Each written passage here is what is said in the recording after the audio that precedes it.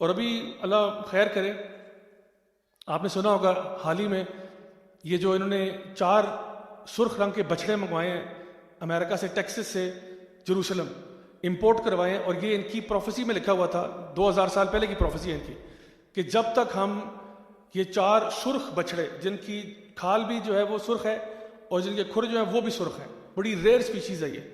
یہ اس طرح کے 4 بچھڑے 3 سال کی عمر کے، ان کو ذبح کیا جائے گا، ان کی جسم کو جو ہے وہ ان کی راکھ کو جلایا جائے گا، اس راکھ کو پانی میں ڈال کے کچھ لوگ جو ہیں ان کے رہبائز وغیرہ اس سے نہائیں گے، اور پھر نعوذ باللہ ان کا عقیدہ اور پلان یہ ہے کہ اس کے بعد ہم مسجد اقصیٰ کو جو ہے نا گرائیں گے اور پھر اس کے اوپر اپنا ٹیمپل بنائیں گے، ٹیمپل آف سولومن بنائیں گے۔ یہ ان کا باقاعدہ عقیدہ ہے، اور یہ 4 بچڑے پیدا ہو چکے ہیں جن کو انہوں نے ابھی اسرائیل جو ہے نا لے کے آئے ہیں، اور کہنے کو یہ پلان کر رہے ہیں کہ جی اپریل کے مہینے میں یہ 3 سال کے ہو رہے ہیں۔ تو اللہ خیر کرے اور رحم فرمائے کہ جو حالات اس وقت نظر آ رہے ہیں وہ تشویشناک ہیں۔ تو یہ لوگ تو انتظار میں ہیں کہ جب یہ سارے معاملات ہوں گے تو ہمارا جو پرومسڈ مسایہ ہے وہ آئے گا۔ تو سب سے پہلے جب المسیح دجال آئے گا تو وہ یہ کہے گا کہ میں تو عیسیٰ علیہ السلام ہوں۔ تو یہ جو زائنسٹ ہیں یہ بھی سب سے پہلے لبیک کہیں گے اس کو۔ حدیث میں آتا ہے 70,000 یہودی اصفہان سے نکلیں گے پرشین شالز لپیٹے ہوئے، سب سے پہلے تو وہ اس کا پیچھا کریں گے۔ اس کے بعد جو ہے کئی لوگ نصارہ میں سے بھی ہوں گے، جو ایوانجیلیکل کرسچنز ہیں وہ بھی ان کے ساتھ، زائنسٹ ہیں وہ بھی ان کے ساتھ ملے ہوئے ہیں، یہ بھی اسی چیز میں آگے آئیں گے۔ اور پھر دیکھا دیکھی کئی اور لوگ جو ہیں جن میں خواتین بھی شامل ہیں اور بہت سے اور لوگ بھی جو ہیں وہ اس موومنٹ کا حصہ بنیں گے، حتیٰ کہ میجورٹی دنیا کی جو ہے وہ دجال کو عیسیٰ علیہ السلام مان لے گی۔ اس کے بعد یہ آٹومیٹکلی خدائی کا دعویٰ کر دے گا، اور یہ زیادہ کوئی فار فیچڈ بات نہیں ہے، کیونکہ عیسیٰ علیہ السلام کو نصارہ جو ہے وہ خدا کا بیٹا مانتے ہیں، یعنی خدا ہی مانتے ہیں۔ وہ کہتے ہیں خدا جو ہے نعوذ باللہ ثم نعوذ باللہ وہ 3 چیزوں کا مرکب ہے، the father, the son, the holy spirit. تو وہ کہتے ہیں کہ تینوں ٹرائلیون گاڈ ہے، یعنی کہ ایسا گاڈ ہے کہ جو تینوں اس کے پارٹس ہیں۔ تو father, son and holy ghost, وہ کہتے ہیں جی فادر بھی گاڈ ہے، نعوذ باللہ سن بھی گاڈ ہے، اور ہولی اسپرٹ جو ہے وہ بھی گاڈ ہے۔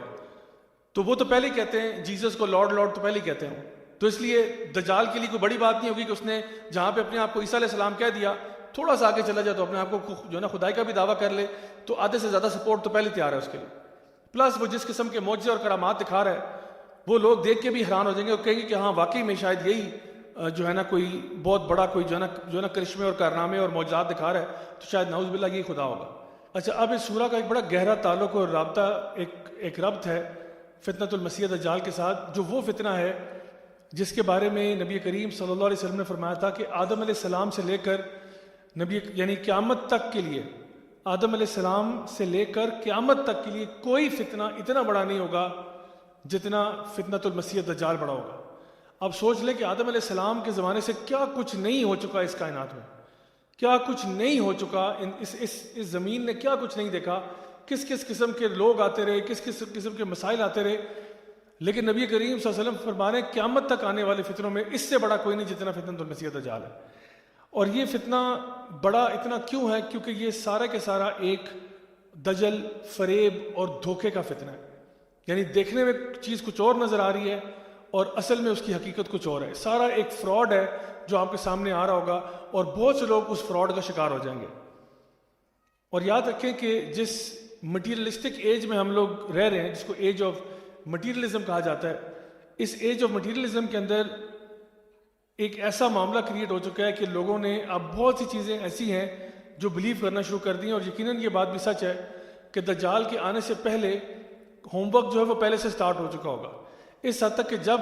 دجال ایک آئے گا، یعنی خود سوچئے آج میں اگر آپ سے کہتا ہوں کہ ایک شخص دنیا میں آ گیا جو اپنے آپ کو عیسیٰ علیہ السلام کہہ رہا ہے اور پھر وہ خدائی کا دعویٰ کر رہا ہے، تو ابھی تو آپ کہیں گے کہ جی یہ تو ماننے والی بات ہی نہیں ہے، لیکن آپ دیکھیں کہ کیا کیا جائے آپ کے ساتھ، یعنی خود سوچیں as a home work exercise, گھر جا کے سوچیں کہ آپ کو میں کیا پٹی پڑھاؤں، کیا آپ کی برین واشنگ کروں، کیا آپ کی کوئی سائیکولوجیکل آپ کے اوپر کوئی ایسا انالیسس کروں اور کچھ ٹیکنیکس آپ کے اوپر اپناؤں کہ جس سے ایک وقت آئے کہ آپ کی ساری باتیں مان جائیں، اور اس حد تک مان جائیں کہ دنیا کی جو میجورٹی ہے وہ دجال کو عیسیٰ علیہ السلام بھی مان لیں اور نعوذ باللہ اپنا خدا بھی مان لیں۔ وہ کون سی برین واشنگ ہوگی آج آپ کے ساتھ کہ کل کو یہ چیزیں آپ مان جائیں؟ تو وہ برین واشنگ آج ہمیں ہوتی ہوئی نظر آ رہی ہے۔ کس طرح سے؟ کیونکہ جس مٹیریلسٹک ایج میں ہم رہتے ہیں یہاں پہ ہیپینس کا، خوشی کا معیار جو ہے وہ بدل گیا. خوشی کا معیار اب پوزیشنز کا نام ہے. جس کے پاس جتنی پوزیشنز ہیں سمجھا جاتا ہے کہ وہ خوش ہوگا. اسی طرح سے جس کے پاس گاڑی ہے، جس کے پاس بنگلہ ہے، جس کے پاس نوکر چاکر ہیں، سمجھا جاتا ہے کہ یہ ایک بڑا آدمی ہے، یہ ایک خوش آدمی ہے، یہ اس مقام تک پہنچ گیا جہاں تک ہمیں پہنچنے کا کہا گیا تھا یا ہم سب کو پہنچنے کا حکم دیا گیا تھا. سب سے بڑا تو فراڈ یہ ہے. اس کے بعد یہ کہ ہم ایک ایسے دور میں ہیں جہاں پہ کس کے کتنے فالوورز ہیں، کس کے کتنے لائکس ہیں، کون سا بندہ زیادہ مشہور ہے، یہ اس کے سکسیس کو ڈیفائن کرتا ہے، رادر دین کہ کسی بندے کے پاس علم کتنا ہے، اس کا عمل اس کے مطابق ہے یا نہیں ہے، وہ اللہ سے ڈرنے والا ہے یا نہیں ہے، وہ کس طرح سے پازیٹیولی کنٹریبیوٹ کر رہا ہے. آپ دیکھیں اس وقت سوشل میڈیا کے اوپر کتنے سارے ایسے اکاؤنٹس وہ ملیں گے جہاں پہ ملینز میں ویوز گئے ہوئے ایک ایک ویڈیو پہ، اور جو کانٹینٹ ہے وہ اگر آپ دیکھیں تو آپ کانوں کو ہاتھ لگائیں کہ بھئی یہ کوئی کانٹینٹ ہے جس کو ویو دے رہے ہیں، لیکن عوام ہی ویو دے رہی ہے نا، میں تو نہیں دے رہا، وہ تو عوام ہی دے رہی ہے. ملینز میں جو ویوز جا رہے ہیں وہ ہم جیسے لوگ ہی ہیں جو کہ اس کو دیکھ رہے ہیں، اس کو بائی کر رہے ہیں، اس سے امپریس ہو رہے ہیں، متاثر ہو رہے ہیں، ان کو اپنے سر پہ چڑھا رہے ہیں. کیوں کر رہے ہیں؟ کیونکہ ہمارا جو معیار تھا سکسیس اور فیلئر کا وہ بدل چکا ہے. تو یہ بھی ایک دھجل ہے، یہ بھی ایک فریب ہے. اسی طرح سے آپ دیکھیں کہ آج کس کے پاس پاور ہے، کس کے پاس اتھارٹی ہے، کس کے پاس لباس اچھا ہے، کس کے پاس جو ہے وہ اس کی فٹنس ہے، یہ چیزیں جو سارے ظاہری چیزیں، سارے مٹیریلسٹک چیزیں، یہ ڈیفائن کرتی ہیں کسی بندے کا سکسیس اور فیلئر. جس کے پاس ہے وہ کامیاب ہے، جس کے پاس نہیں ہے اسٹریٹ اوے اس کو ہم کہتے ہیں یہ بندہ کسی کام کا نہیں. تو سب سے بڑا جو فریب ہو رہا ہے وہ یہ ہو رہا ہے کہ ہمیں آلریڈی کنڈیشن کیا جا رہا ہے کہ جب دجال آئے گا تو اگر ابھی سے یہ حال ہے تو جب دجال آئے گا تو بسم اللہ کر کے لوگ قبول کریں گے. کیونکہ جو ساری چیزیں میں نے آپ کو مٹیریلسٹک فریم ورک میں بتائی ہیں وہ ساری اس کے پاس بہت زیادہ ہوں گی. تو اگر ابھی آپ اس طرح کی چیزوں سے امپریس ہو رہے ہیں تو کل کو تو بہت آسان ہوگا آپ کے لیے دجال سے امپریس ہونا. دجال جو ہے وہ نکلا ہی ایک فریب اور فراڈ ہے. دجل کرنا، فراڈ کرنا. کیا فراڈ کرے گا؟ وہ ایک آگ کا دریا لے کر آئے گا اور ایک پانی کا دریا لے کر آئے گا. آگ کا دریا جو ہے جس میں وہ لوگوں کو تھریٹن کرے گا کہ میں تمہیں پھینک دوں گا، وہ جو ہے اصل میں جنت ہوگی. اور جو پانی کا دریا لے کے آئے گا لوگوں کو خیر دینے کے لیے وہ اصل میں ان کے لیے جہنم ہوگی. اور ایک حدیث میں آتا ہے کہ اگر تمہیں وہ آگ کے دریا میں پھینکنے کا حکم دے کہ تم میرے نافرمان ہو تو تم، کیونکہ تم مجھے نہیں مان رہے ہو، کچھ اللہ کے بندے اس ٹائم پہ بھی ہوں گے، نیک بندے اس ٹائم پہ بھی ہوں گے، ایمان والے لوگ اس ٹائم پہ بھی ہوں گے، وہ جب اس کا انکار کریں گے تو کہے گا کہ چلو کود جاؤ اس آگ کے دریا میں. تو نبی کریم صلی اللہ علیہ وسلم نے فرمایا کہ اپنی آنکھیں بند کر کے اندر کود جانا. آنکھیں بند کر کے اس لیے کیونکہ اگر آنکھیں کھول کے کودیں گے نا تو آپ رک جائیں گے. ظاہری بات ہے ہماری ایک ریالٹی بھی جو ہے نا، آنکھیں کھول کے اگر آپ آگ میں جا رہے ہیں یا اپنا منہ آگ میں ڈال رہے ہیں، آنکھیں کھول کے جانا مشکل ہے. آنکھیں بند کرو، اللہ اکبر کر کے کود جاؤ، وہ تمہارے لیے جنت ہوگی.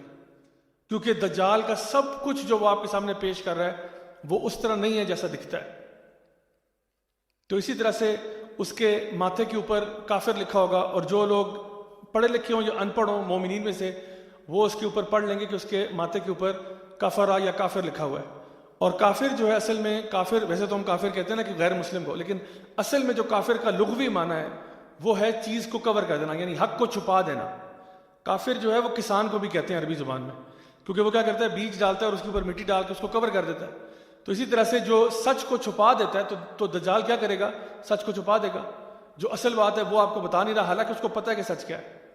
اس کو پتہ ہے کہ وہ نہ عیسیٰ علیہ السلام ہے اور نہ وہ اللہ سبحانہ و تعالیٰ ہے، اس کو پتہ ہے. لیکن اس نے اپنی فالوئنگ اکٹھی کرنے کے لیے، فریب دینے کے لیے لوگوں کو اس جھانسے میں ڈالا ہوا ہے.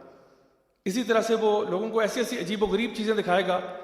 مثال کے طور پہ آپ کے وہ والدین جن کو فوت ہوئے ہوئے بھی 10-15 سال ہو گئے ہیں، ان کو آپ کے سامنے حاضر کر دے گا